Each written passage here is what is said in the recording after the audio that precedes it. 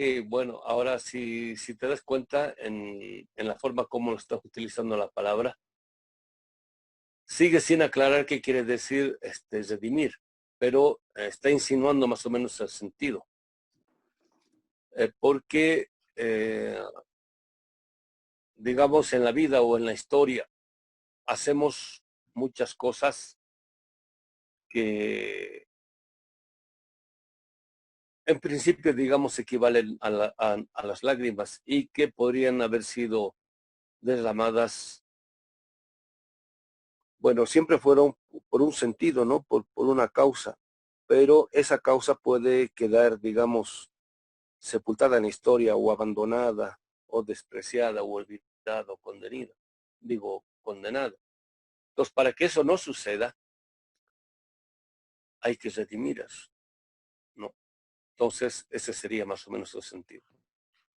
Pero en este tipo de casos, lo que yo siempre sugiero es que, por decir, digamos, Benjamín está partiendo de la tradición judía de lo que significa redención. Y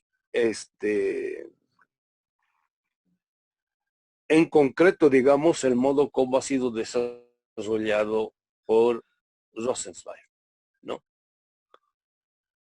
Entonces, la tradición judía no es, en el caso, digamos, de Rosenzweig, no está siendo desarrollada en el mismo sentido que otro tipo de tradiciones. Sin embargo, como es un problema en sentido estricto humano, hay similitudes. Pero la claridad del contenido del concepto lo logramos cuando partimos de la tradición presupuesta en lo que está contenido en la obra de Benjamin, ¿no? Normalmente cuando, digamos, yo tengo un concepto en sentido estricto, tojolabal, por decir, y para aclararlo voy al diccionario de la Real Academia de Ciencias, digo, de la lengua española. Lo más probable es que haya confusión, porque el diccionario de la Real Academia no presupone la tradición tojolabal, por decir. Entonces, en vez de aclarar, lo más probable es que se encubre el sentido. Por eso nos damos la molestia de revisar las fuentes en el sentido de qué tipo de raíces se está bebiendo, de qué tipo de matriz se está bebiendo tal o cual tipo de pensamiento. Eso es, digamos, lo más aconsejable, ¿no? Entonces, hay reflexiones muy lindas, muy interesantes, muy profundas en Dostoyevsky. De hecho, hay muchos filósofos que categorías eminentemente existenciales o éticas o morales han tratado de desarrollarlas a partir de la lectura de autores como Dostoyevsky. Todo lo que yo he leído al respecto siempre ha sido interesante. Por eso alguna vez conseguí las obras completas de Dostoyevsky, pensaba hacer algo similar, ¿no? O sea, no estoy descartando lo que dice Dostoyevsky al respecto, ¿no? Lo único que estoy diciendo es que para poder entender específicamente o de modo más específico, por decir, el contenido de redención en la obra de Benjamin, hay que partir de su tradición. Y es riquísima. Desgraciadamente estoy sin mi cuaderno de notas, ¿no? Pero tengo muchas notas relativas a la redención. Y siempre es en contraposición con el exilio, ¿no? Un pueblo exiliado o que vive en el exilio, que es una forma, digamos, de decir, en la enajenación o en la negación de lo propio o de la propia tradición, digamos, en el contexto de en la tesis 7, en la negación de los oprimidos nuestros, de nuestra propia cultura, que sería una forma de exilio. O sea, cuando no estamos al interior de nuestra propia tradición, estamos en el exilio. O sea, estamos en fuentes ajenas, en raíces ajenas, en tierras ajenas a las que alimenta nuestra propia tradición. Entonces, estamos completamente alejados de la redención. Cuando volvemos, digamos, a la propia tradición, cuando regresamos del exilio a lo propio, que normalmente en este caso es lo negado, lo condenado, lo humillado, lo vejado, ¿no? Lo que ningún vencedor, ningún triunfador, digamos, va a reconocer como tal. Entonces empieza el proceso de redención, ¿no? Si digamos, nuestros pueblos, los ancestros, o digamos, los abuelos, en este caso, digamos, en el caso mexicano serían quienes han luchado en 1910 junto con Pancho Villa, Emiliano Zapata y compañía. No. Fíjense, esa fue una revolución en el excelente sentido de la palabra. ¿En qué ha quedado eso? Fue una lucha por la recuperación de la tierra, pero no la tierra como tierra. Era de la tierra como tierra cultural, tierra histórica, ¿no? Tierra existencial, no solamente la tierra, ¿no?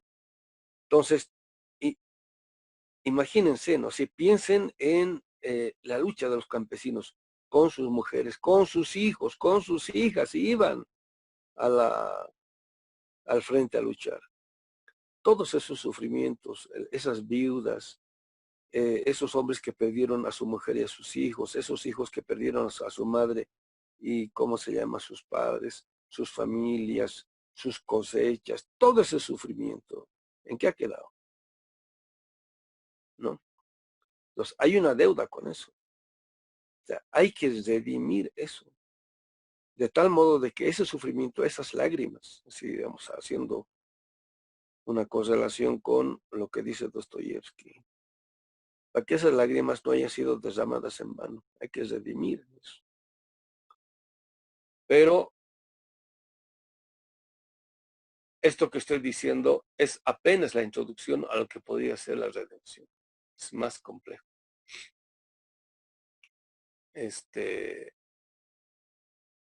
Uno de los motivos por los cuales he decidido dar este curso de Benjamín es porque he descubierto estas cosas y las tengo ahí anotadas, ¿no?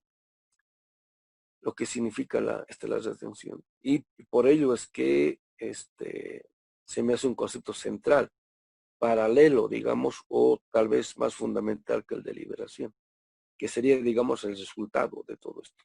Pero si no hay redención, está difícil, ¿no?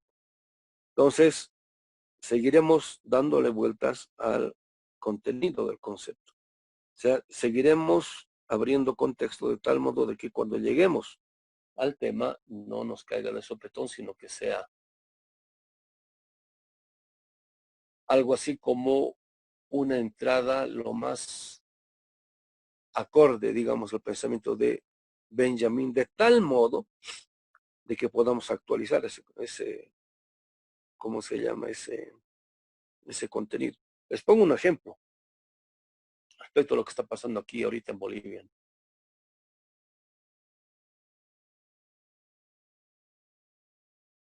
El sistema de salud está colapsado no por la cantidad de enfermos, está colapsado por la ineficiencia, por la ignorancia, por la negligencia del gobierno, ¿no? O sea, no se han dado a la tarea ni siquiera de comprar los utensilios básicos como para poder enfrentar este fenómeno.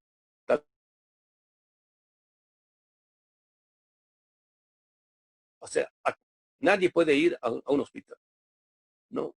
Eh, Cualquier enfermedad que tenga, no puede ir, no puede ir. Entonces, frente a eso, ¿qué hace el pueblo? El pueblo recurre a la medicina ancestral, ¿no? Y con puras plantas medicinales están curando en muchos lugares. Ah, no solamente aquí en La Paz, sino en las zonas amazónicas, en las zonas de los valles, etcétera. Con puras plantas medicinales y bien, la gente se está curando. Entonces le preguntan al ministro Murillo, que es el asistente inmediato, digamos, de la peliteñida, de la presidenta, que qué piensa de las plantas medicinales a las cuales el pueblo está recurriendo, ¿no? Entonces dice, esas son unas estupideces. Entonces, frente a eso, ¿qué hacen los médicos herbolarios? ¿No? Ayer hubo una gran marcha en Bolivia, o sea, no fue aquí en La Paz, porque fueron en muchísimos lugares, exigiendo elecciones inmediatas, porque el Tribunal Electoral está postergando, pues es la tercera vez que posterga. Lo quiere postergar a octubre, después a noviembre y así sucesivamente. Quieren hacer todo lo posible para quedarse en el poder. Es una gran movilización para que no suceda esto. Entonces, de pronto, ahí vemos un video en el cual una señora, una cholita campesina, está en la marcha y está cargando las plantas medicinales, ¿no? Que sería, digamos, un intento o un gesto de retención. Entonces le preguntan que por qué está marchando. Entonces dice, ya estamos cansados de que estas autoridades no solamente insulten a nuestra huipala, insulten a la pollera, o sea, al indígena, y ahora insultan hasta nuestras plantas medicinales, que dice que son estupideces. Entonces, estamos marchando con nuestras plantas medicinales, ¿no? Para demostrar que no son estupideces, sino que es la cura que nos ha dado la Pachamama para que podamos seguir viviendo, ¿no? Ese, por ejemplo, si se dan cuenta, no es un acto meramente medicinal o curativo o cultural, es un acto político, ¿no? O sea, en plena marcha política, porque es bien política, dirigida por la Central Obrera Boliviana y la Confederación Sindical de todas las organizaciones campesinas. Hay muchos jóvenes autoconvocados, así como el Juan Guaidó se autoconvocó como presidente. Entonces hay muchos jóvenes, 15, 17, 18 años, que se están autoconvocando como líderes, ¿no? Para defender el proceso democrático interrumpido. En ese contexto aparecen estas señoras médicas tradicionales, herbolarias de medicina ancestral, cargando en sus aguayos medicina o plantas medicinales. No, no son estupideces, ¿no? Sino que son las medicinas que la Pachamama nos ha dado para que nosotros podamos vivir en esta tierra. Aquí les pongo otro ejemplo, ¿no? Un exalumno que estuvo en Estados Unidos durante esta pandemia y bueno, que llegó hace poco. Entonces, él platicando con los gringos, pues con los norteamericanos. Y también platicando con otra gente que vivió en Europa. Ellos, los europeos, digamos los del primer mundo, están condenados, bueno, a esperar una sola alternativa, en este caso, la vacuna, que es la respuesta de la tradición, digamos, moderna, europea, occidental, ¿no? En cambio, nosotros tenemos otros recursos, otras fuentes a las cuales podemos recurrir. Por ejemplo, nuestras medicinas ancestrales. No es el caso de Bolivia, no es el caso solamente de América Latina. En el África está pasando igual, hay mucha gente que se está curando. En toda la región de Indochina, ni que se diga. Los coreanos del norte están alarmadísimos porque les apareció un caso positivo de COVID. Así, imagínense, un caso positivo de COVID. ¿Por qué? Porque están recurriendo a sus propias tradiciones. En el caso nuestro, por ejemplo, ¿no? Digamos, ¿qué es redención? Partimos de lo que dice, de la tradición a la cual se remonta Benjamin. Pero inmediatamente nosotros no debemos caer en la ilusión de creer de que eso se va a aclarar en la tradición europea, moderna, occidental. Lo primero que tenemos que hacer es ver en qué medida eso podemos aclararlo y desarrollarlo desde nuestra propia tradición. Es lo primero que tenemos que hacer, ¿no? Y está en la realidad, es un poco lo que les comentaba, ¿no? De estas señoras médicas tradicionales, herbolarias, que se llaman acá yatiris, ¿no? No solamente, digamos, curan con las plantas o se curan con las plantas, ¿no? Sino que hacen que las plantas medicinales también actúen políticamente en una coyuntura política. Ahí está, o sea, en lo cultural no está solamente lo cultural, en lo histórico no está solamente lo histórico, está también lo político, ¿no? Entonces nosotros tenemos que ver en qué medida podemos de nuestras propias fuentes extraer raíz, digamos, o savia, para ver cómo es que podemos desarrollar esto, ¿no? Y me agrada mucho que hayas agarrado el sentido. Benjamín es un gran cuate, es un gran aliado, es un gran carnal, pero nuestro problema no es eso, es esta realidad por la cual él también habría luchado por transformar. Esa noción es bien equívoca, porque, bueno, por un lado está en el curso que tuvimos sobre el lenguaje, yo no sé si se acuerdan ustedes, a la reflexión que Benjamin hace relativa a la sonoridad de la palabra o la sonoridad contenida en el lenguaje. No sé si se acuerdan, ¿no? Entonces ahí mismo él dice, ¿no? Lo primero que, el primer contacto que tiene el ser humano con lo que sea, lo divino, por decir, es a través de la sonoridad. Es un sonido, es la palabra. No solamente durante el acto de la creación, ¿no? Y Dios dijo que se haga la luz, bueno, y se hizo la luz. Y así pues, él habla, es una palabra directamente creadora, ¿no? Después de ello, cuando el pueblo de Israel es sacado de Egipto, el pueblo de Israel no conoce a su Dios. Entonces, cuando está en el desierto y cuando el Eterno les va a dar sus mandamientos, ¿no? Hasta antes de eso, nunca ha habido una relación entre el pueblo y el pueblo, porque sí, digamos, profetas, ¿no? Como Abraham y compañía, y hasta el propio Moshe. Entonces, el pueblo nunca ha tenido un cara a cara, nunca le ha conocido. Entonces, que les dice Moshe, acérquense al monte, ¿no? O sea, al ceso, al monte del Sinaí, ¿no? Desde la lectura de los pueblos andinos, el monte del Sinaí no es un monte, o sea, no es un ceso, es una huaca, ¿no? O sea, ahí, digamos, una carga energética tremendamente espiritual. O sea, por eso les dice, o sea, no es, no es solamente un cerdo en tanto cerdo, ¿no? Entonces, se acercan, ¿no? ¿Y qué es aquello que pasa? Otra vez la sonoridad habla el Eterno. Dice, yo soy, oye Israel, Shema Israel, no, o sea, yo soy tu Dios el que te ha sacado. Escuchan palabras, pero palabras ininteligibles en principio, porque dice que es el relato, ¿no? Que eran como truenos, relámpagos, y todo el mundo se asusta, pues se asusta, ¿no? Entonces,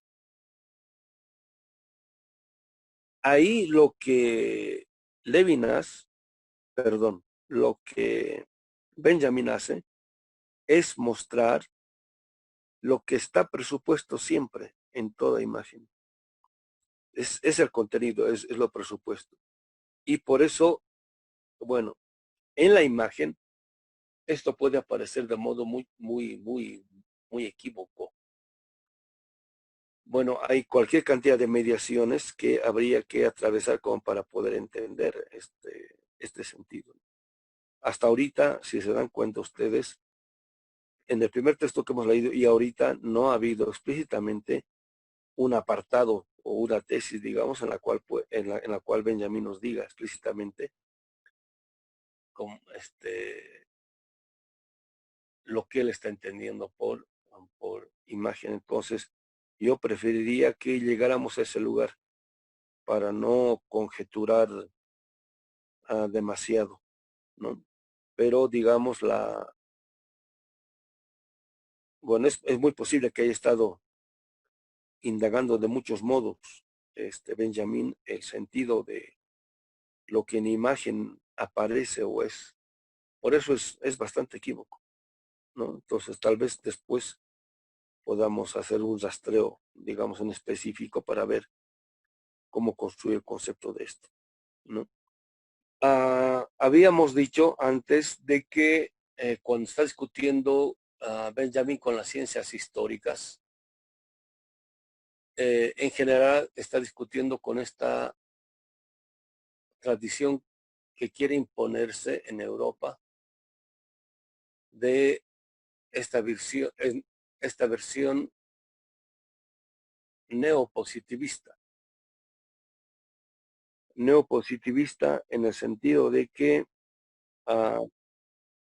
las cosas, en este caso los hechos históricos, las cosas son como son, independientemente de lo que el ser humano piense o no, diga o no, crea o no, etcétera. Son hechos en la medida en que se han solidificado, por decir, más allá, digamos, de la condición o existencia humana, respecto de la cual ya casi nada podemos hacer, ¿no? Nos conduce a una pista respecto de la cual podría iluminarnos de mejor modo el modo como está entendiendo Benjamín el concepto de o la idea de materialismo histórico, ¿no? Si se dan cuenta, pues un poco voy a leer y vamos a comentar. Hay algo así como una inmediata relación entre el materialismo histórico y la ética o la posición ética, ¿no? Por decir, voy a exagerar o extremar el ejemplo. Marx pudo escribir El Capital solamente después de haber sentido empatía con el tipo de situación que padecen los obreros en el modo de producción capitalista, ¿no? De lo contrario, si él no habría sentido la empatía con ellos, con el sufrimiento de ellos, no habría escrito ese libro, habría escrito cualquier otro libro, un libro de filosofía o de lo que sea. Entonces, en ese sentido, digamos, para ser un materialista histórico o el materialismo histórico, antes que ser una teoría, es fundamentalmente una ética. Y quienes conocen el tercer tomo de comentarios de Dussel a las cuatro reacciones del Capital, Dussel llega a la conclusión de que el Capital, o sea, el libro El Capital de Marx, es una ética, ¿no? Es una ética, digamos, negativa, en el sentido de que parte de lo que un sistema, en este caso económico, o un sistema de dominio niega, ¿no? Entonces parte de esa negación, ¿no? O sea, no es una ética a secas. Y por ello mismo es una ética que critica, por eso es una ética crítica, que pone en crisis el bien o la bondad del sistema.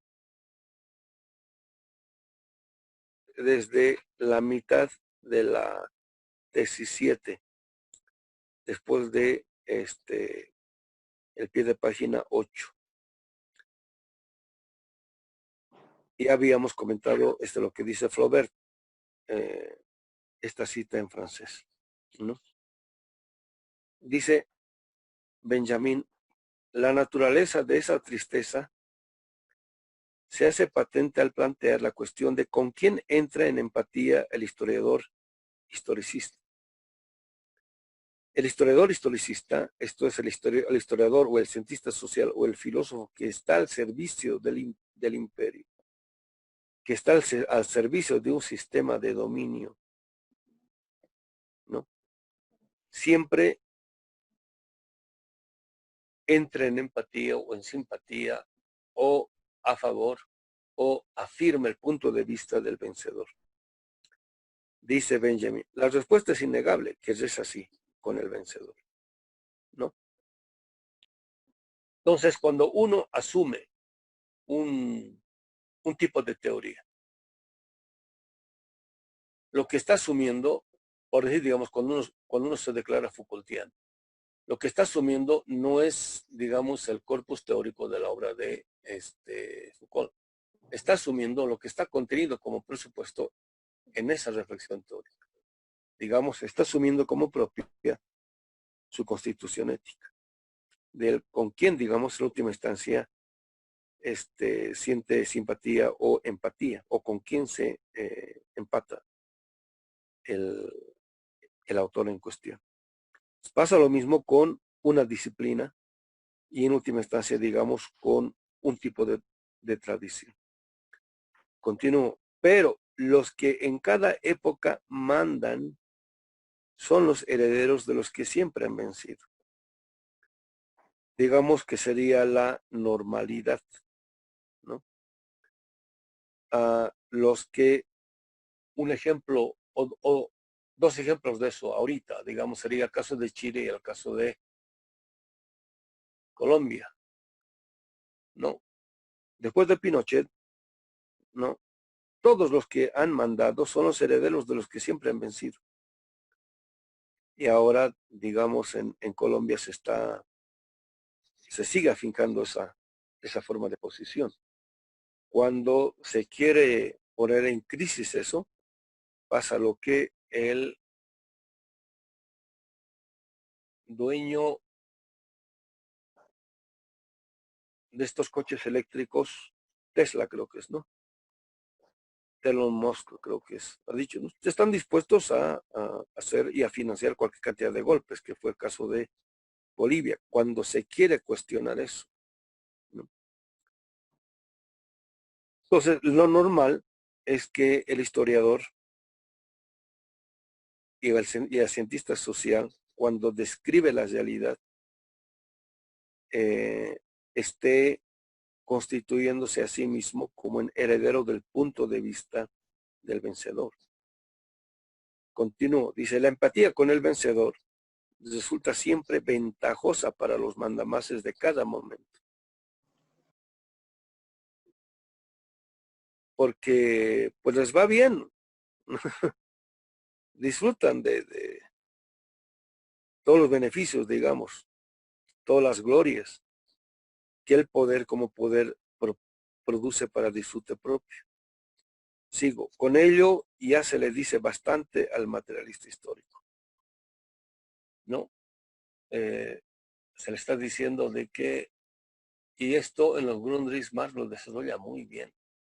Lo paradójico es que, cómo es que la ciencia social crítica y muchos marxistas no se dan cuenta. Cuando Marx muestra cómo es que el tipo de explotación de la naturaleza del trabajo humano producido por el capitalismo y el capitalista produce todas sus formas de justificación, hasta en el plano de la ciencia y la tecnología y la literatura y la filosofía, etcétera, etcétera. ¿No? Y por eso nosotros llegábamos a partir de ese texto de Marx a la conclusión de que la ciencia social moderna y la filosofía moderna es el despliegue en el ámbito de la ciencia y la filosofía del punto de vista burgués, en este caso del dominador. Entonces, si esto es así, lo lógico es que quien está en contra de eso no parta ingenuamente de los presupuestos de esta ciencia y o filosofía. Es más, el punto de vista no solo debiera ser, digamos, el del proletariado, porque partiendo uno del punto de vista del proletariado, se puede aburguesar, que es lo normal. Aquí lo fundamental es mostrar que la obra de Marx es y el intento de desarrollo y despliegue de conceptos y categorías para cuestionar en nivel radical el punto de vista que en el plano de la ciencia y la filosofía ha desarrollado el dominador, en este caso el capitalista o el moderno. Entonces, que por eso hemos dicho varias veces y de muchos modos, el crítico que no atraviesa la obra de Marx deviene críticamente ingenuo. Esto es, no bebe, no absorbe las fuentes que de la teoría crítica ha producido Marx para criticar lo que se quiere criticar y por eso al final devienen subsumidos a, digamos, por el interés contenido en el sistema de dominio, que es un poco lo que he puesto varias veces como ejemplo que ha pasado aquí en Bolivia, ¿no? Es decir, gente bien, así con una fuerte formación marxista, bien proletarios, herederos, digamos, de la obra de René Zabaleta Mercado, ¿no? Al final han terminado del lado de la derecha, de los golpistas, un poco, digamos, como el caso en Venezuela del grupo de decoloniales de derecha en torno de este Edgardo Lander, ¿no? Entonces, sí, el materialista histórico es consciente de ello, sabe que más allá de que el materialismo histórico sea un corpus teórico, el fundamento, el principio, el a partir, el desde, a donde está construido todo ello, es una posición ética. El materialista histórico, por más formado teóricamente que esté en esta disciplina, si no tiene bien clara la posición ética, no tiene nada. Epistemólogos como Semmelman han insistido muchísimo en eso. Ni qué decir Inkelano, ¿no?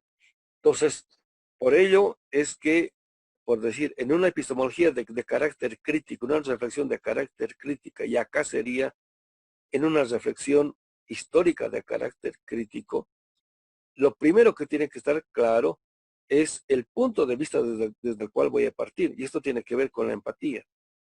Lo que más arriba dice Benjamín con la tristeza.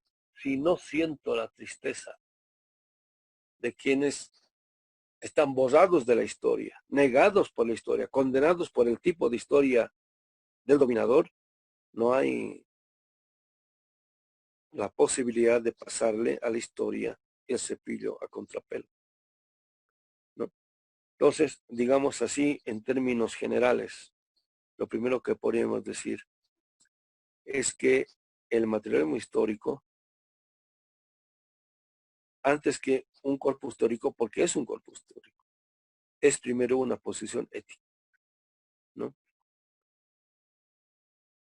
Sigo. Dice Benjamin, quienes hasta el día de hoy han salido siempre vencedores de sus contiendas, marchan en el desfile triunfal de los dueños del momento, que pasa por encima de los vencidos, que hacen postrados en el suelo, ¿no? Digamos, en toda marcha triunfal, digamos, del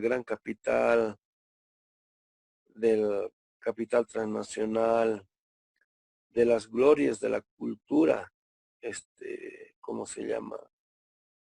Moderna, europea en sentido estricto, ¿no?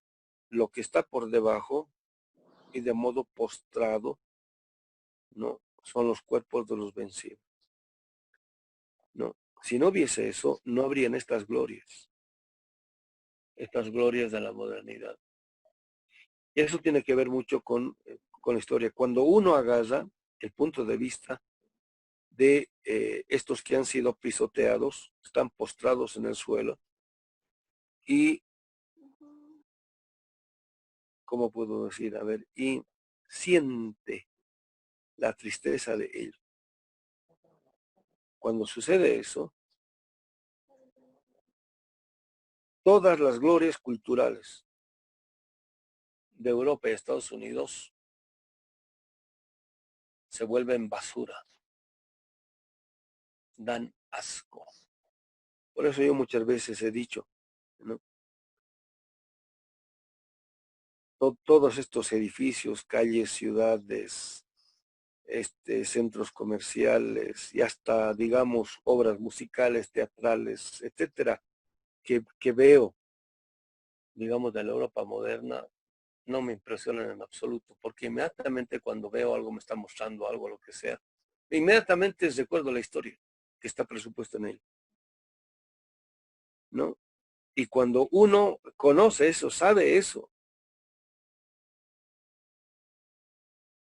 la aparición estética o la mostración estética o la ocultación estética que de esa barbarie se ha hecho, se deforma completamente. Y solamente cuando sucede eso, recién podemos reconocer la estética negada en las producciones culturales nuestras, que vistos desde la perspectiva de la estética o la cultura europea, aparece como feo, tosco, rudimentario, rústico, ¿no? Uno puede verlo bien esto, no solamente en la obra de Hegel, sino hasta en la obra de Adorno, cuando hace sus juicios respecto del jazz producido por los negros en Estados Unidos, ¿no? El juicio que su estética hace es desastroso. Y es un materialista histórico, Adorno. ¿Quién podría decir que Adorno no es un materialista histórico? Nadie, ¿no? Hasta un libro sobre dialéctica negativa escrito, imagínense.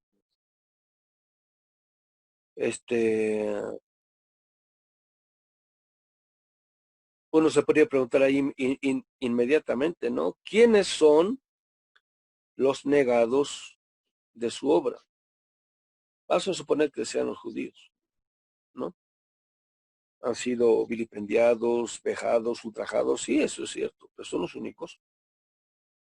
O ahí es donde se ve la negación más radical, ¿no?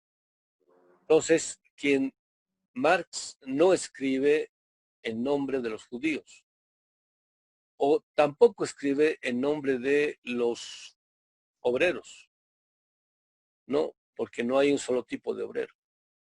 Marx escribe a partir de los obreros en nombre de todo tipo de humanidad negada, incluyendo la de los judíos. ¿Cómo es que para un materialista histórico como Adorno, la producción estética de una humanidad negada como los negros en Estados Unidos le puede pasar completamente desapercibido, ¿no? Ahí en su estética él está pasando por encima de los vencidos, de los negros vencidos que hacen postrados en el suelo de la estética musical, ¿no? Ahí se ve clarísimo de que la posición ética en Adorno no estuvo clara desde el principio. No sé si se entiende lo que quiero decir. En Horkheimer es peor. Y si dan cuenta, estoy siendo bien radical, pero es necesario, es necesario. Y ojo, Adorno platicó personalmente muchos de estos problemas con Benjamin, ¿no? Y, digamos, tuvo una percepción de primera mano, ya personalmente, pero aún así no le atravesó, pues. Entonces, bueno, yo siempre digo, no está mal ser dandy, ¿no? Adorno era un gentleman, ¿no? Bueno, no era un gentleman inglés, era un gentleman, ¿cómo se llama? Alemán, un poco más, se vestía como Oscar Wilde, siempre un tipo muy pulcro. Bloch era medio naco, digamos, y hasta Benjamin también. Y se ve eso en las fotos, el tipo de camisa, el tipo de corbata, todo eso, ¿no? Pero Adorno no, es impecable, digamos, mínimamente se vestía en el Palacio de Hierro, ¿no? En cambio, gente como Benjamin Oblog, hasta en las pacas, ¿no? Así se llaman, ¿no ve? En México, donde venden ropa, Sí, doctor. Sí. es en las pacas. Bueno, es literal, compañeros. O sea, hay que ver bien las historias, las biografías. Un compañero de ustedes, Alberto, me ha comunicado de que acaba de salir otro libro sobre la vida de los Benjamin, ¿no? Que creo que está solamente en italiano, y cuando lo traduzcan lo vamos a conseguir y a ver, vamos a comentar, ¿no? Entonces, bueno, ¿hasta dónde va a comprar uno? En este caso la ropa, digamos, se puede ver o se puede discernir o distinguir el tipo de ética que está contenido, ¿no? Ah, el tipo de dignidad que hay, inclusive en el tipo de ropa que uno se pone. Estaba viendo un documental sobre las bordadoras chapanecas, ¿no? Que tranquilamente sus vestidos lo pueden hacer en un año, 2 años. El problema no es el tiempo, ¿no? Para uno podría ser eso una pérdida de tiempo. ¿Cómo puedes hacerse un vestido en un año, 2 años? El problema es qué tipo de eticidad está contenido ahí. O, digamos, en el caso qué tipo de dignidad está contenido ahí. Y qué hace erguir la existencia de otro modo, ¿no? Entonces, bueno, no solamente cómo partir en la reflexión de los postrados en el suelo, sino qué significa eso, ¿no? ¿Qué significa eso? ¿Qué significa para la reflexión? ¿Qué significa para el desarrollo de un tipo de pensamiento? Para que no vuelva a suceder, pues, porque Benjamin está en un contexto en el cual el vencedor sigue venciendo, sigue venciendo. Y en parte su suicidio tiene que ver con eso, porque seguía venciendo y de modo impune. Es un poco lo que pasa con, digamos, lo que Donald Trump está haciendo no solo con su pueblo, sino que sigue acosando, vejando, insultando a China, Rusia, Venezuela, Irán. Y bueno, aquí en Bolivia estuvo metido detrás del golpe del modo más cínico, así como dice Elon Musk, el dueño de los coches eléctricos Tesla. Dice, sí, estuvimos en el golpe y, ¿cómo se llama? Si hay que volver a golpearlo, vamos a hacer y va a estar golpeando donde sea, pero con el cinismo más cínico, ¿no? Y siempre hay gente que se presta a colaborar con estos y gente que sale de entre los nuestros, pues. Es, digamos, lo más triste. Estaba viendo cómo es que esta mañana eh, una señora debe tener sus 50, 60 años, ¿no? Ya de la tercera edad, ¿no? Indígena, campesino. En la calle le estaba increpando a un indígena que se puso del lado del golpe y que siempre estuvo conspirando contra el gobierno del Evo. Pero, bueno, tú puedes estar en contra, ¿no? No hay ningún problema, digamos. Puedes no estar de acuerdo con el AMLO, por decir. Esa es una cosa. Y otra cosa es diciendo que eres indígena o de los pueblos originarios, o si no marxista, o si no filósofo de la liberación, etcétera, etcétera, o de colonial, apoyas, digamos, un golpe de Estado en México o una invasión norteamericana en México. Eso es otra cosa, ¿no? Entonces, esta señora a este indígena lo estaba increpando, pero feo, feo, feo, feo. Y porque hay gente, es lo peor, gente de entre los nuestros, que se ponen al servicio del sistema de dominio. Sigo. Y como es costumbre, en el desfile triunfal llevan consigo el botín, al que se da el nombre de bienes culturales. Por ello es que,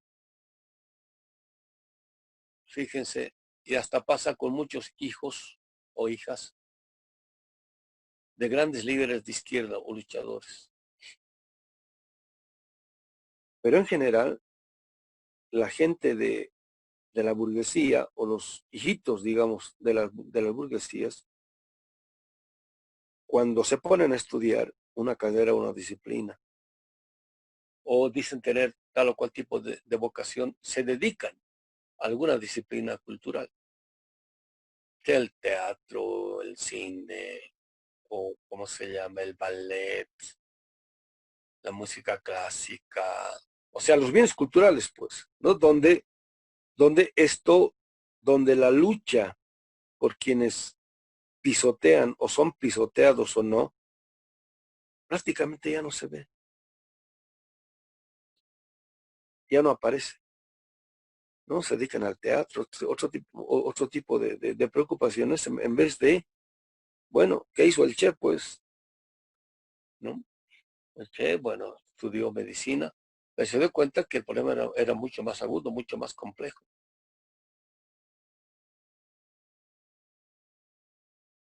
Y entonces, digamos, cambió, digamos, de la disciplina, por decir, científica a la política en sentido estricto. Y en este caso, digamos, esta es revolucionaria, ¿no?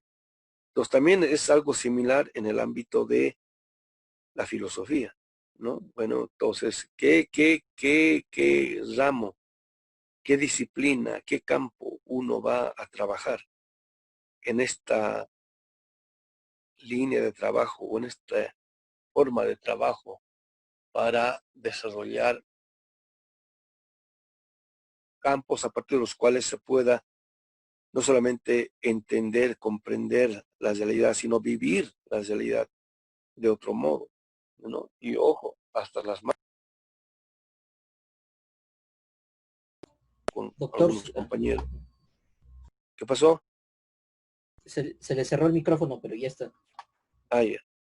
Es un poco lo que pasa con los compañeros, algunos compañeros en Venezuela, muy preocupados en la estética, ¿no? Que están trabajando con nosotros, pero es para darle la vuelta, no para subirse al carro, sino para darle la vuelta a la estética, ¿no? Y ojo, si inmediatamente aparecen los interlocutores eh, eh, contra los que hay que desarrollar el argumento y a su vez hay que ir más allá.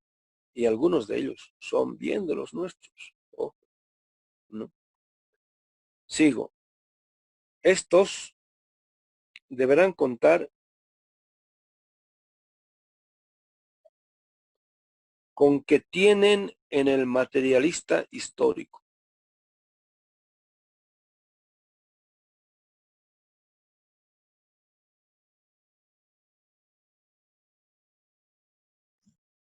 Profesor, creo que otra vez apagó su micrófono. Perdón, es que tengo dificultad de moverme, entonces estoy. Ahora está encendido, ¿no? Sí, doctor. Ya está bien. Hay que aprender a tomar distancia de los bienes culturales que ha producido el capitalismo en la modernidad. ¿No? Aprender a tomar distancia quiere decir, por un lado, no me subo sobre el caso de él. Por otro lado, tampoco lo niego de modo nihilista, sino que tomo distancia para no tragármelo de modo ingenuo. El caso de Marx respecto a la economía política clásica es el más relevante, ¿no? Él no desecha de un plumazo la economía política clásica. En este caso, digamos, voy a poner como ejemplo la obra de Adam Smith. Como varias veces he dicho, cuando hemos hablado un poquito de su biografía, él se anoticia de la pertinencia de la reflexión económica con Engels, cuando Engels le presenta su bosquejo o su librito, Crítica de la economía política clásica. ¿no? Es un folleto, ¿no? Por eso es que el primer libro que publica Marx de economía se llama Contribución a la crítica de la economía política, porque el primero ha publicado Engels.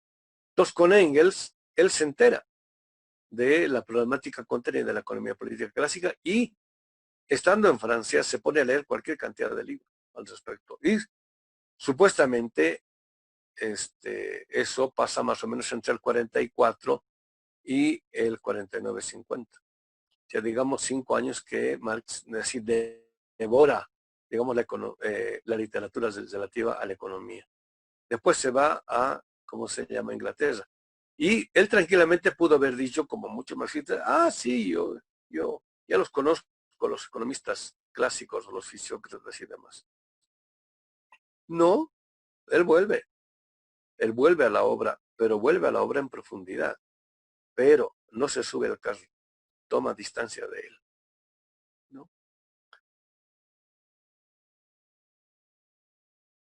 Esto es lo que dice aquí Benjamin, en el sentido de que hay que tomar una distancia. Es similar a lo que dice, ojo, estoy diciendo similar, no estoy diciendo lo mismo, a lo que dice Husserl. Dice, respecto a las certidumbres que uno tiene, para poder ir más allá de ellas o del conocimiento tradicional estándar, hay que poner las certidumbres en suspensión. A eso le llama epogé, ¿no? Entonces, para el sistema de dominio aparecen como verdades, ¿no? Yo los tomo como verdades del sistema de dominio, pero no verdades en sí mismo, o como conocimiento en sí mismo, ¿no? Entonces, uno toma distancia. Hay que saber tomar distancia. Esto es, por un lado, hay que conocerlo. Hay que conocerlo en profundidad, pero hay que saber tomar distancia. Sigo, estoy en la página 311. Ya que los bienes culturales que abarca con la mirada, eso tiene que ver con la imagen. Tienen todos y cada uno un origen que no podrá considerar sin horror.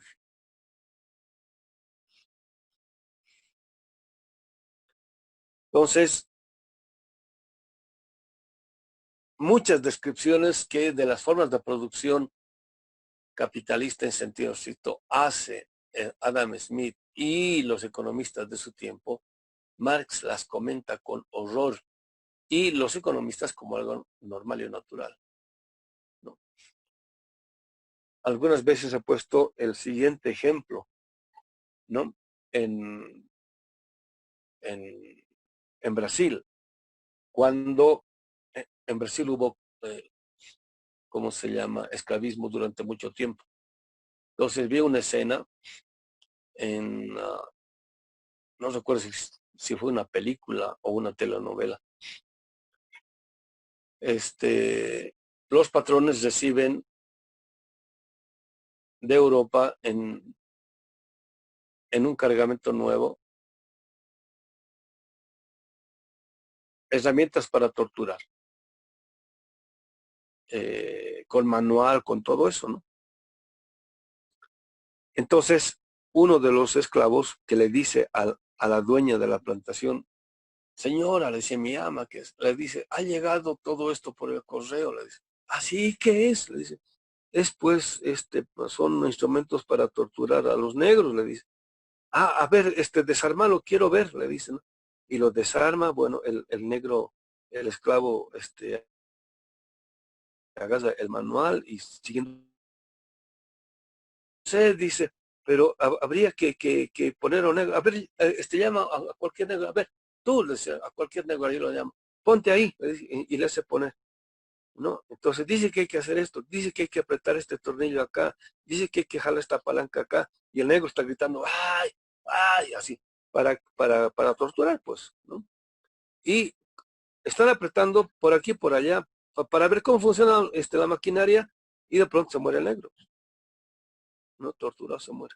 Se lo torturan sin haber querido torturarlo, solamente querían comprobar cómo funcionaba la maquinaria, ¿no? Nada más. Entonces le dice, mi ama, se murió el negro, ay, qué pena, pues, sácalo, pero ya sabemos cómo funciona, ¿no? O sea, no hay nada de horror, no hay nada de tristeza. O sea, es normal. Y para el modo como, digamos, es un poco lo que decía de este Musk, de este Elon Musk, ¿no? Es posible que él sepa cuántos muertos y cuántos heridos y cuántos presos ha habido producto del golpe de Estado acá en Bolivia.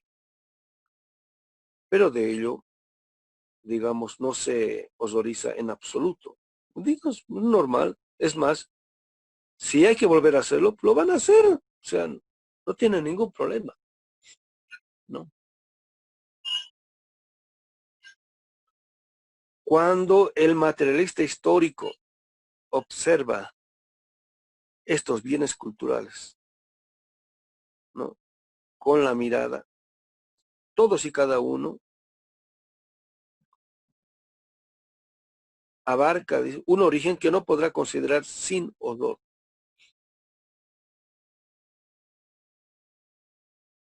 Pues está contenido eso. Y cuando uno conoce la historia, inmediatamente ve el contenido de todo eso. Entonces aparece el horror. Aparece el horror donde el horror estéticamente está borrado. Es un poco lo que dice Hinkelhammer, ¿no? La economía burguesa es como un gran limpiador de sangre humana, ¿no? O sea, todo su sistema de argumentación sirve para hacer desaparecer toda la sangre que está contenida en toda la producción de los bienes que produce el capital, y en este caso la modernidad. Doctor, perdón, ¿podría repetir esa frase última que dijo, por favor? ¿Cuál fue la última que dije? La de la sangre humana. ¿Qué dije de la sangre humana? A ver, estoy bien concentrado yo en el tema. Ay, dijo que era un gran sistema de limpieza de la sangre humana.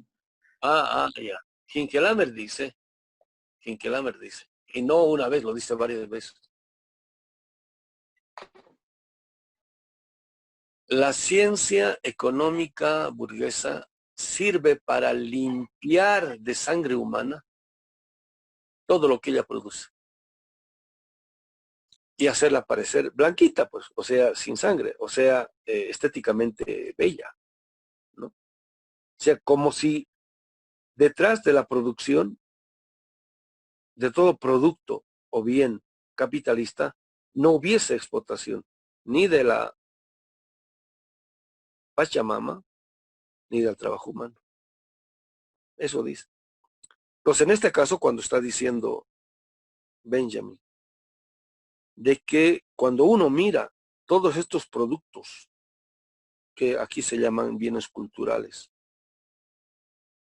desde el punto de vista del materialista histórico, que no ve a la realidad como un mero espectador, sino que, estando comprometido, toma distancia de ella. Dice, no podrá contemplarlo si no es con horror.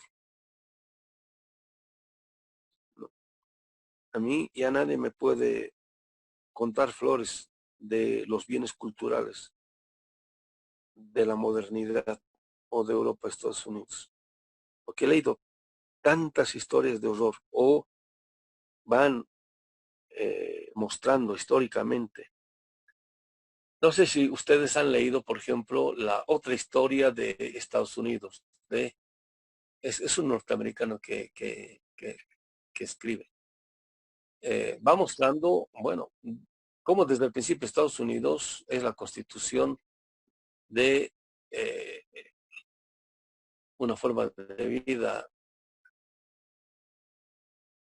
asesina, eh, ladrona, ¿cómo se llama? Violadora, así feo, así vamos mostrando, así como desde que llegan lo primero que hacen es eliminar indios, pero, o sea, no sé, ¿cómo puedo decir? No, no, se enorgullecen, se vanaglorian. Es un poco lo que los Ku Klux Klan hacían, colgando, quemando negros, después de que se había abolido la esclavitud. Y eso prácticamente hasta la década del 50 del siglo XX, ¿no? Entonces, el materialista histórico, cuando lo quieren pintar bonito Estados Unidos, lo primero que tiene que sentir es horror de todo esto que está contenido en la historia de este país. Lo mismo con Canadá. El tipo que admira, no, estuve en Nueva York, estuve en Manhattan, estuve, wow, así tomando. No, no, ese es el tipo que está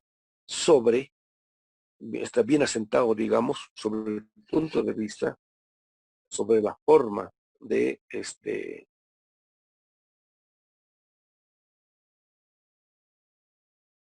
la forma de existencia que ha producido el dominador, ¿no? O sea, el tipo que siente perdón, el tipo que siente admiración por el dominador o por la que ha hecho el dominador, por lo que es capaz de hacer el dominador. ¡Wow! Este país, qué grande, ¿no? No sé si se entiende el ejemplo que estoy poniendo. Sigo. Deben su existencia no solo al esfuerzo de los grandes genios que los han creado, sino también a la servidumbre anónima de sus contemporáneos. Y es muchísimo más la servidumbre que los grandes genios, ¿no? Y inmediatamente aparece esta cita que mucha gente la cita, mucha, hasta gente que admira profundamente la cultura burguesa moderna europea occidental. Dice, jamás se da un documento de cultura sin que lo sea también de barbarie. Pero acá podríamos decir que el 99.99% de los documentos de cultura de la modernidad son de barbarie, ¿no? Y lo peor es cuando miramos eso, queremos eso, buscamos eso. Si no, digamos, yéndonos allá, buscamos eso acá, ¿no? Digamos que sería el problema de lo de colonia. Buscamos eso acá. El otro día platicando aquí con unos compañeros, estaba recordando como unos 4 o 5 años más o menos, me invitaron de una revista, los organizadores de una revista argentina, ¿no? Para que publique mis textos de coloniales, porque querían constituirse en algo así como la vanguardia de la reflexión de colonial en lengua hispana, y que creo que lo estaba coordinando Miñolo, ¿no? Entonces me dice, lo invitamos, ¿no? Para que publique con nosotros. Le dije, sí, cómo no, y les envío un texto mío, que era como de 30 páginas. Entonces inmediatamente me responden y me dicen, mire, sabe que nos interesa, está bien su texto, pero queremos que lo corte, que lo recorte a 20 páginas, ¿no? Y que sus citas sean de tal forma, con tal o cual tipo de formato, con tal tipo de tamaño de letra, tienen que ser tal tipo de fuente, y además tiene que escribir 2 abstracts, uno en inglés y otro en español, para cumplir con todas las formalizaciones o con los requerimientos de las producciones intelectuales en Europa o Estados Unidos.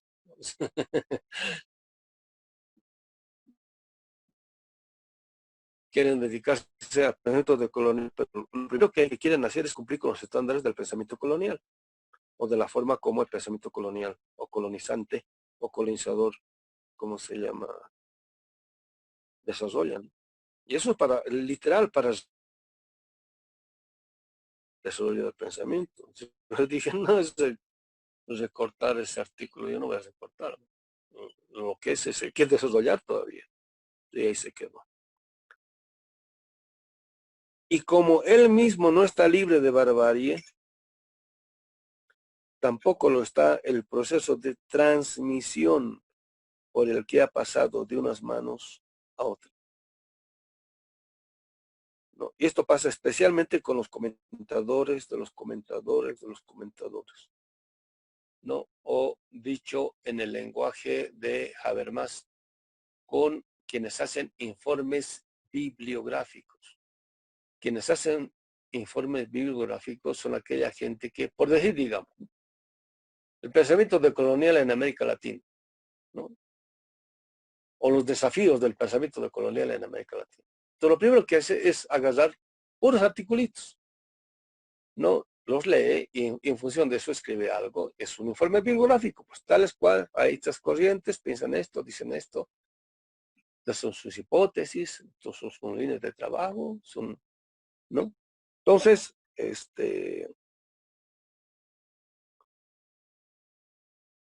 no se libra de la barbarie contenida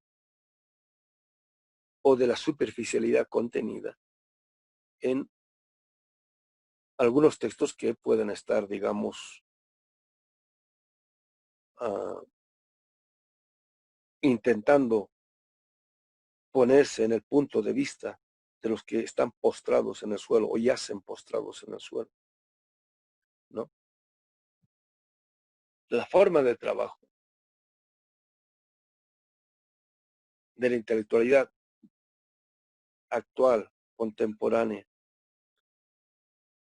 está burocratizada de tal modo. Les pongo un ejemplo a propósito de esto de la pandemia, ¿no?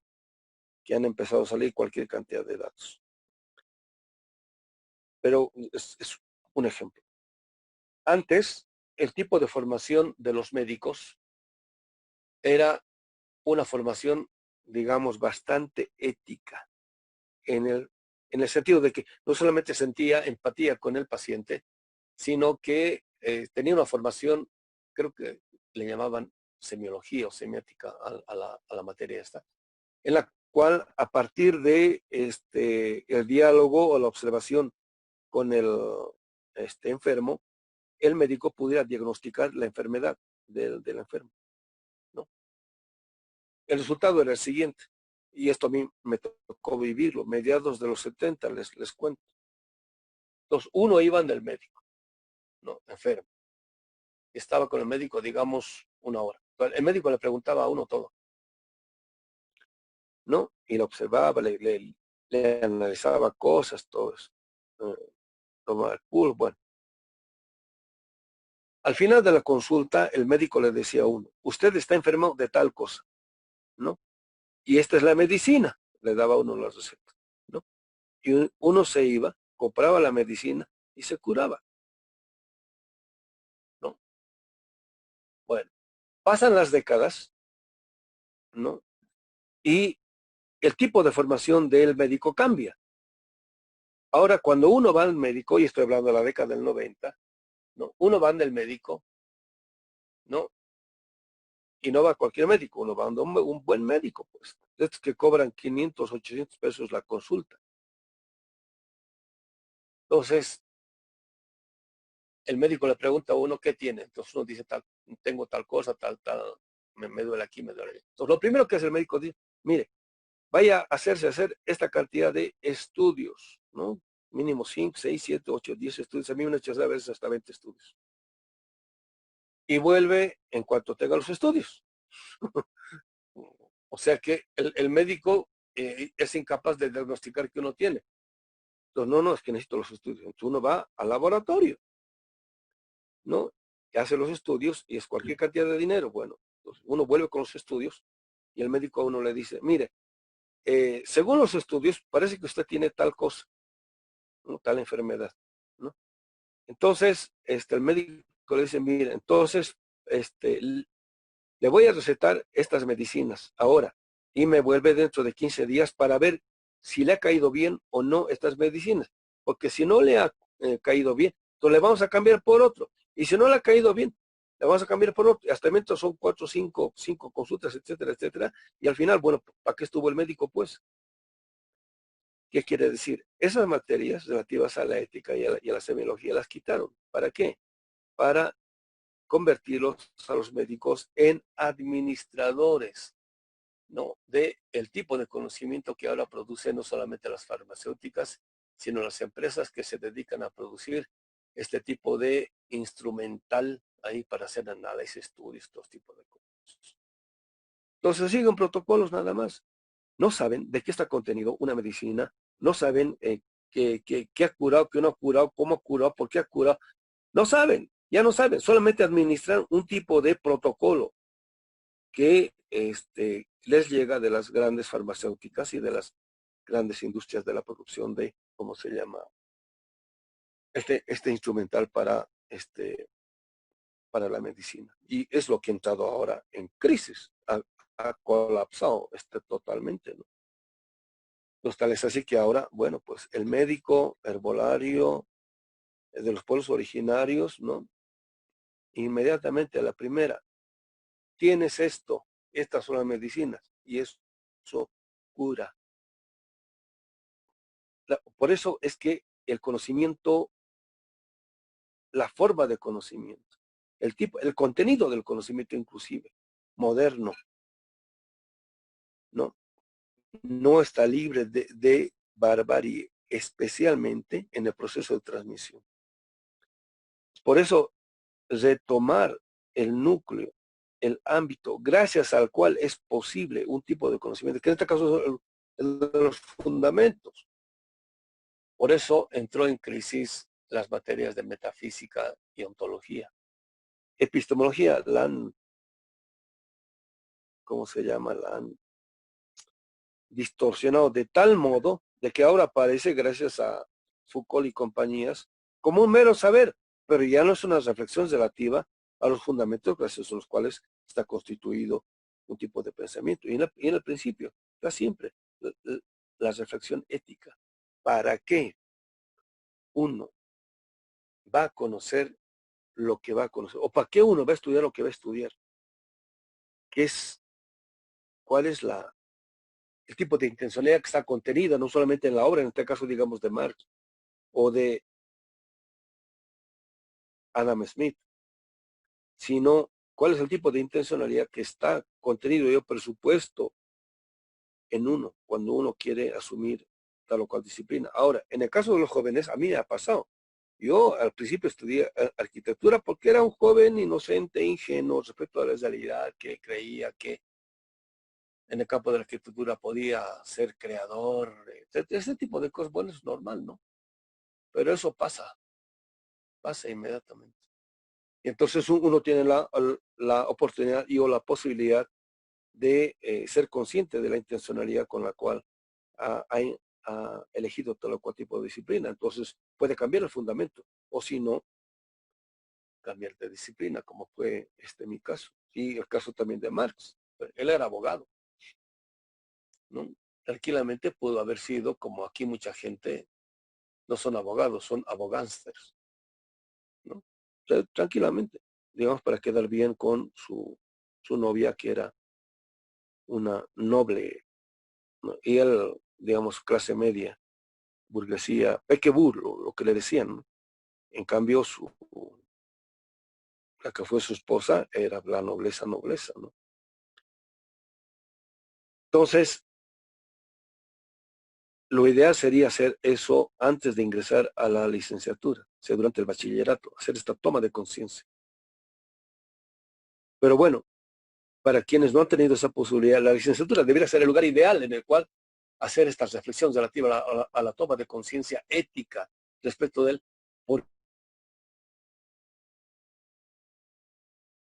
y tenerlo tan claro de tal modo de que esa intencionalidad ética, ese compromiso ético guíe desde el principio todo tipo de producción que uno va a tener.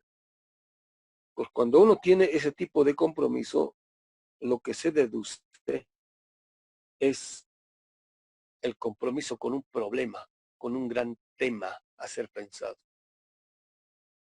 Entonces constituye a todos los filósofos o pensadores en colegas, en cuates con los cuales uno puede pensar lo que quiere pensar. Cuando sucede eso, el resultado de su producción es un pensamiento nuevo,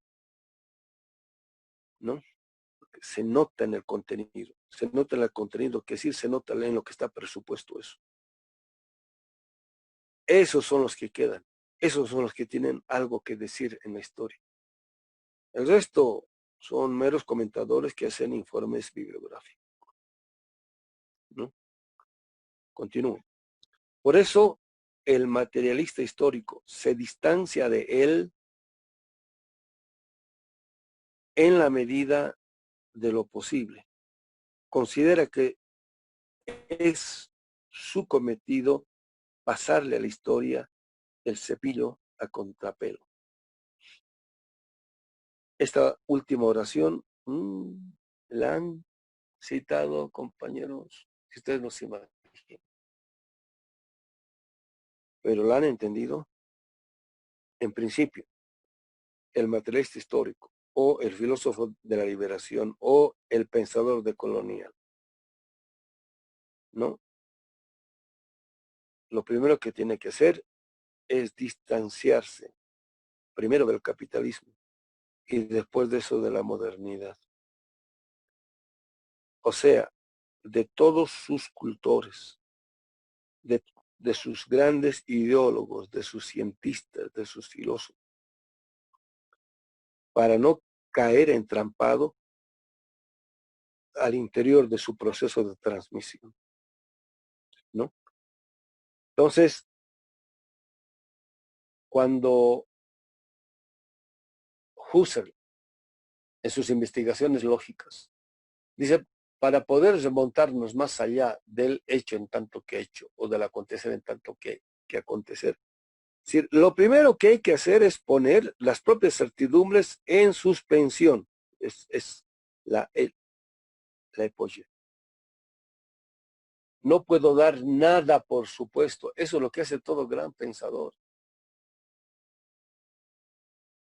Y lo que veo hasta en tesis doctorales de alumnos, un montón de cosas las dan por presupuestos. Las dan por presupuestos. O sea, no se atreven a tomar distancia de aquello que están asumiendo. Y muchas cosas parecen bonitas, en principio interesantes. Digamos, los grandes pensamientos de dominio empiezan con buenas ideas. Por ejemplo, la sociedad abierta y sus enemigos, el de Popper, por ejemplo, cuando empieza uno dice, no, hombre, o dice, pues esto está muy bien. O si no, está la constitución con la cual surge Estados Unidos, ¿no? Dicen, en principio, el ser humano, o sea, todo ser humano, la afirmación del ser humano, todo ser humano tiene, como se llama, el derecho a que se les reconozca sus derechos. O sea, empiezan bien. El problema es siempre qué deducen de eso. Como el caso de Locke, ¿no? Esto lo muestra Hinkelhammer, pero de modos muy contundentes. A partir de que el ser humano es libre por naturaleza, deduce la esclavitud. Evidentemente no de todo ser humano, ¿no? Pero deduce la esclavitud. Lo primero que hay que hacer es tomar distancia, ¿no? Especialmente de, digamos, de las tesis o las corrientes o los autores que están en boga y que todo el mundo lo está comentando. Lo peor que uno puede hacer es pensar a partir de los pensadores o corrientes que están de moda. Es lo peor.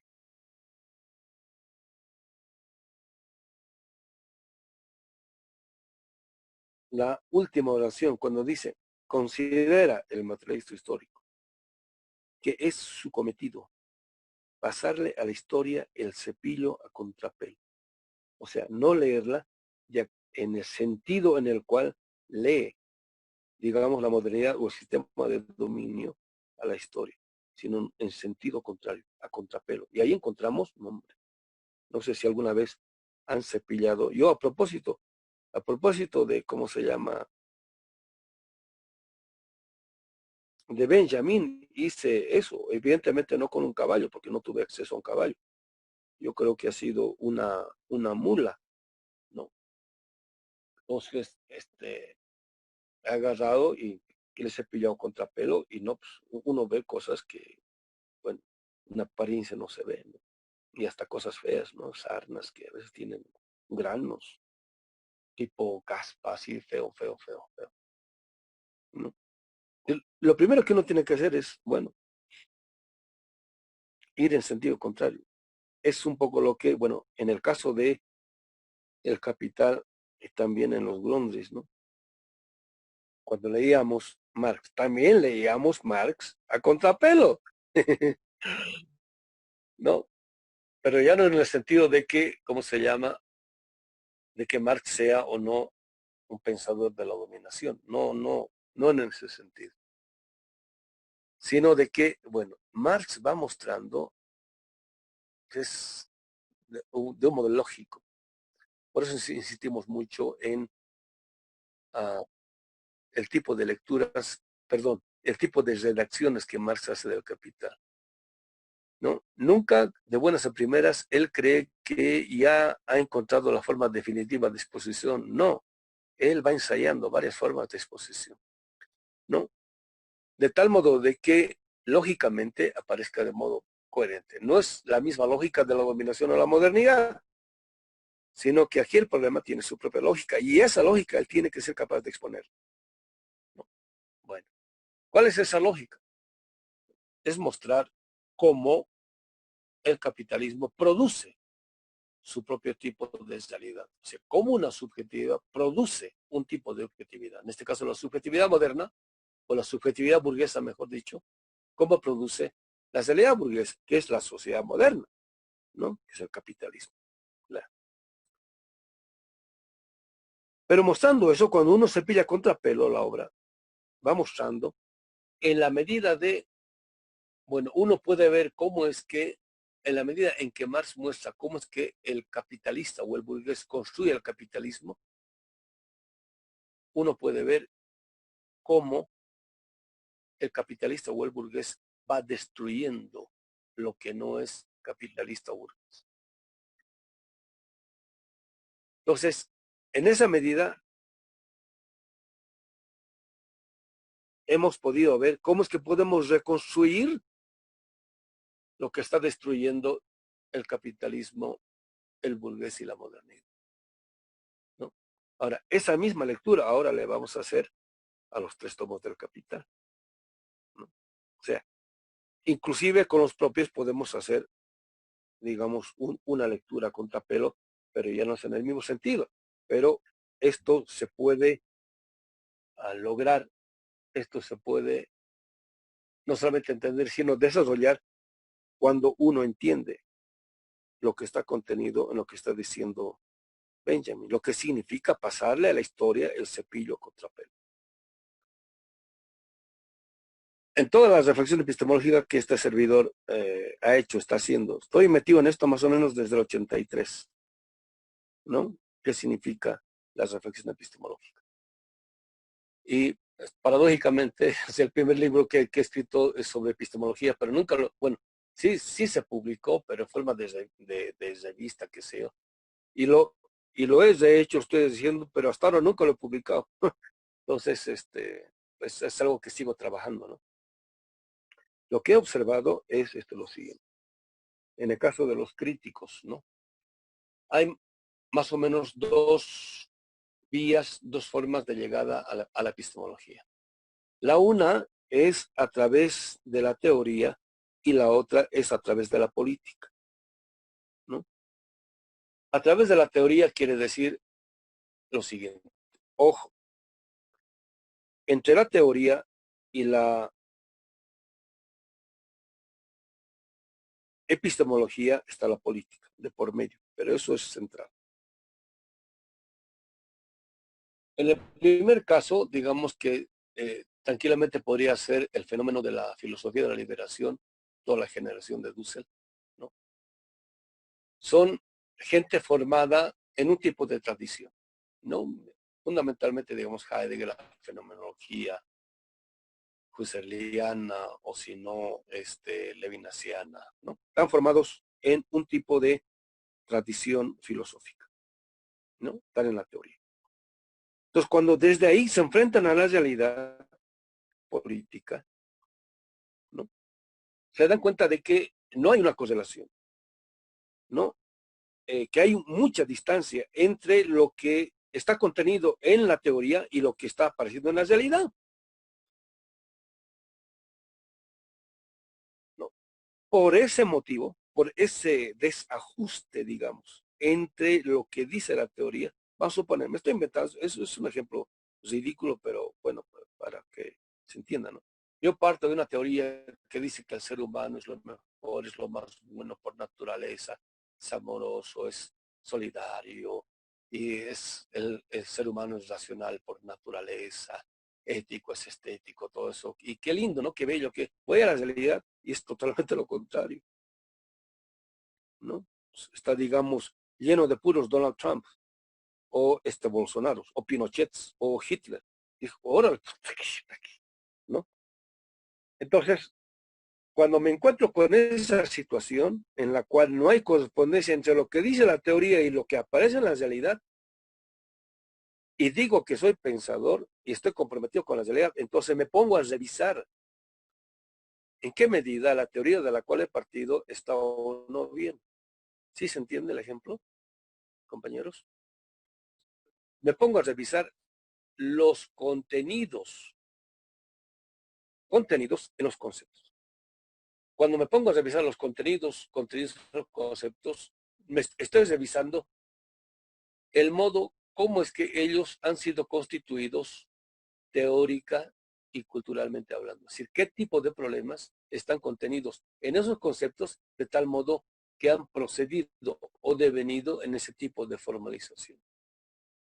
Ahí es donde me doy cuenta, digamos, las grandes metiduras de pata de quienes han formulado ese tipo de ideas y teorías.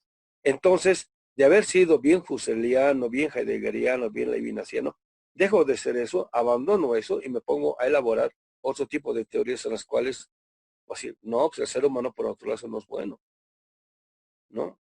También hay seres humanos malos, ¿no? Perversos, etcétera, etcétera. Y entonces empiezo a producir otro tipo de cosas porque me estoy enfrentando a una realidad que tiene poco o nada que ver con la teoría. Esa es una forma de llegar a la epistemología. Y entonces, si se dan cuenta, haciendo epistemología, o sea, poniéndome a revisar qué es aquello que está presupuesto como contenido en las teorías, en los conceptos, en las categorías, puedo empezar a formular mi propio pensamiento y decir, Heidegger decía esto del ser humano, pero no había sido así, sino que es así. ¿Por qué? Por esto, por esto, por esto. Porque en nuestro tiempo está pasando esto, después de la Segunda Guerra Mundial, después de los golpes de Estado, etcétera, etcétera. ¿No? El segundo caso, que es el de este servidor, ¿no? Es el caso que dice Hugo Semmelmann, es el eminente. El que uno llega a la epistemología por la política. O sea, directamente uno está metido en la política. Uno no está metido en la teoría, uno está metido en la política. Entonces, esa política está fundada en un tipo de visión de la realidad. En la política en la cual este servidor estaba subsumido era este tipo de política que decía de que después de una convulsión social lo que sigue es una revolución, ¿listo? Una revolución de corte socialista. Si es que la convulsión social es obrera, proletaria, etcétera, etcétera. Está metido en eso. Y de pronto cuando acontece la gran convulsión, no se da la revolución socialista, se da una dictadura de corte fascista.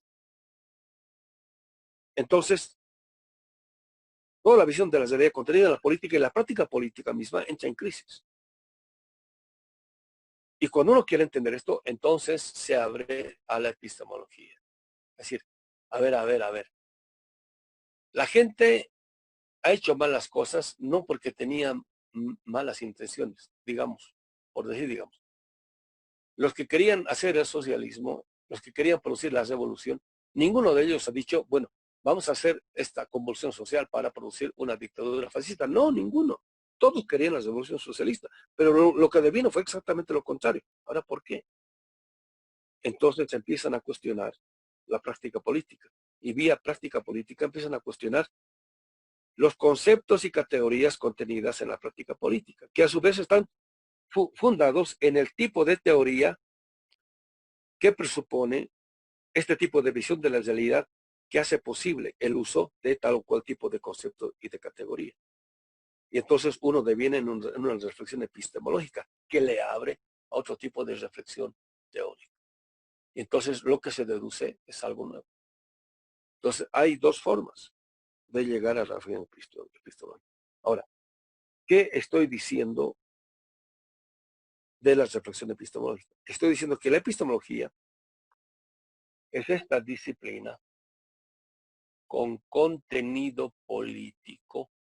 No estoy diciendo por motivos políticos solamente, sino con contenido político, que se pone a revisar críticamente los presupuestos contenidos en los conceptos y categorías que conforman un corpus teórico con el cual es posible una teoría que afirma algo respecto de lo que sea la realidad, ¿no?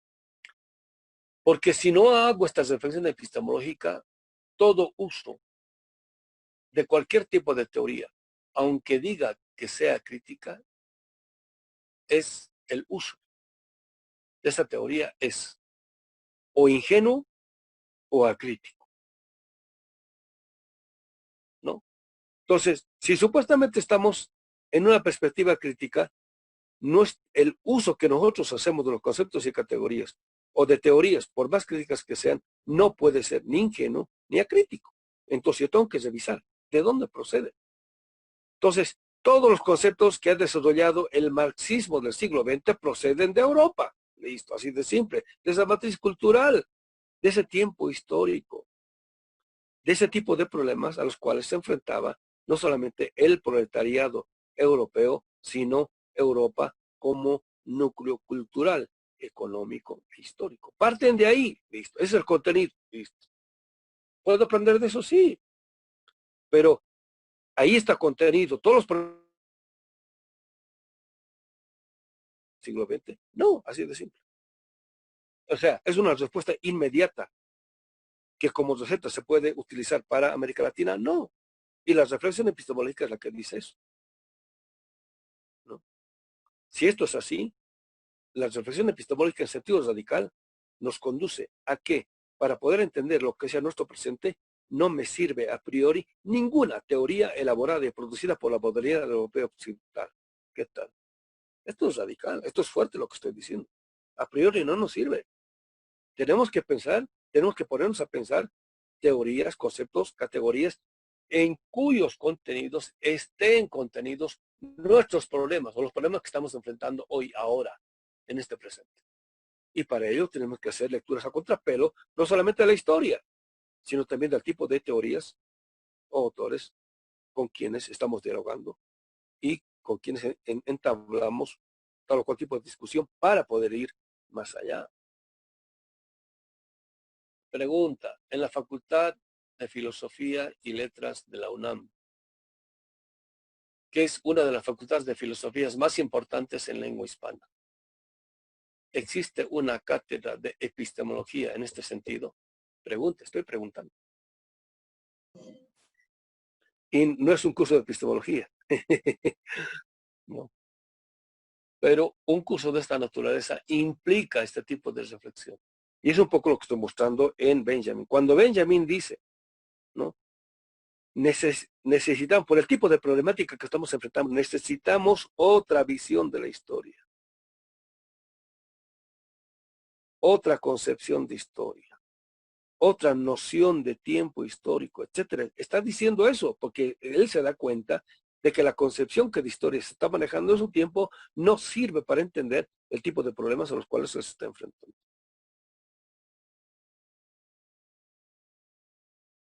Pregunta, ¿en qué curso o seminario de problemas de filosofía de la historia contemporánea están tocando este tema?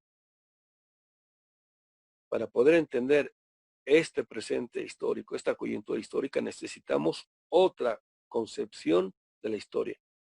Esto es otra concepción de tiempo o de temporalidad, ¿no?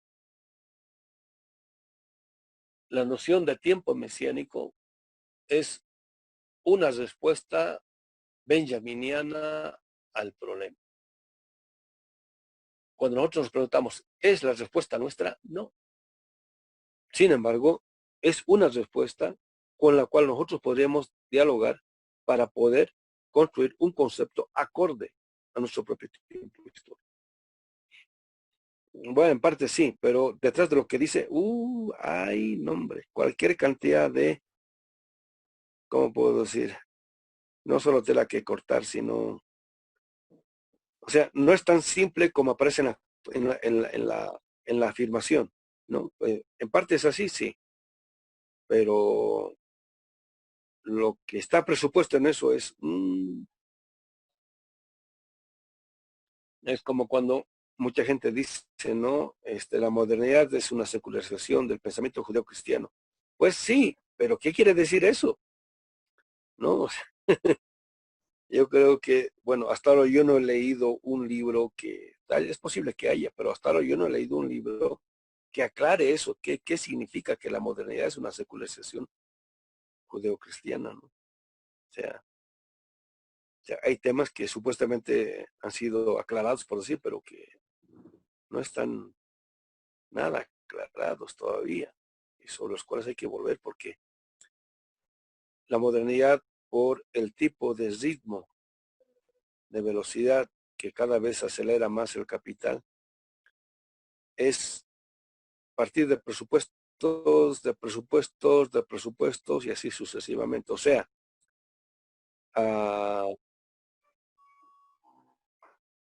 parte mucho o presupone muchas suposiciones, muchos supuestos, ¿no? Y nunca los aclara. En parte porque, por la velocidad vertiginosa de la vida, porque hay que ir a las cosas en concreto y de frente, y en parte porque ya perdió la capacidad de remontarse a este tipo de complejidades, ¿no? O sea, digamos, una metáfora de eso sería la razón perezosa, ¿no? Que la modernidad es una razón perezosa, o sea, lo quiere todo ya bien digerido, ¿no? Y quienes, digamos, quieren ilustrarse un poquito más, pues van a las revistas, ¿no? Y ahora, digamos, en Internet, ¿no? Por ahí, digamos, vamos a suponer de que, bueno, y esto lo he visto, ¿no? Ah, bueno, está en el caso nuestro, ¿no? Vamos a suponer que hay 1000 alumnos interesados en la obra de Benjamin, ¿no? Y hay un curso como el nuestro, digamos de, qué sé yo, 20 videos, por decir, ¿no? Pero paralelamente hay otros más cortos y hay uno, Benjamin, en 15 minutos. Pues 999 se van al Benjamin en 15 minutos, ¿no? Así como se van a la filosofía de la liberación en 15 minutos, o a Marx en 30 minutos, ¿no? Y ven eso y creen que ya saben,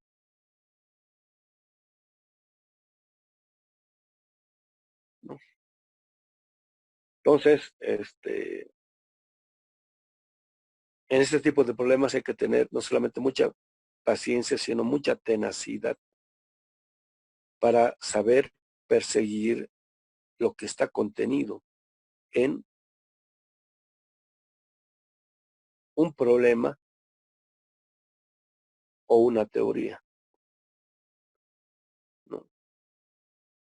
Hay que saber preguntar, saber preguntar en parte quiere decir saber mantenerse al interior de la pregunta, saber mantenerse al interior de la pregunta quiere decir saber persistir en el sentido de lo preguntado, qué sé yo, 10, 20, 30 años, a veces más, ¿no? Y eso, digamos, ya no es normal. El problema aquí es ahora de dónde tomamos esa energía. Y en parte, bueno, ¿qué quiere decir energía? Pues, ¿no? Y